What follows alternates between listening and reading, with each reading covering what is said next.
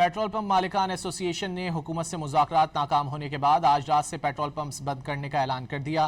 Petroleum dealers ایسوسی ایشن نے پیٹرول پمپ اونرز ایسوسی ایشن کی ہڑتال کی کال کی حمایت کر دی۔ چیئرمین آل پاکستان پیٹرول پمپ اونرز ایسوسی ایشن ہمایوں خان نے میڈیا سے گفتگو میں کہا کہ ریفائنریز اور موجودہ پالیسیوں کے باعث ملک بھر کے پیٹرول پمپ مالکان کئی ماہ شدید مالی مشکلات کا شکار رہے۔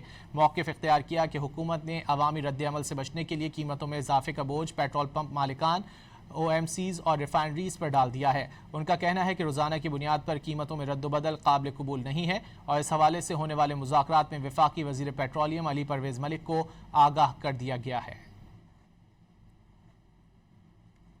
یہ رات کل 12 بجے سے پورے پاکستان، آزاد کشمیر، گلگت بلتستان ہم شٹ ڈاؤن کا اعلان کر رہے ہیں۔ جب تک ہمارے سارے مطالبات پورے نہیں ہوں گے اس وقت تک انشاءاللہ ہمارا شٹ ڈاؤن ختم نہیں ہوگا۔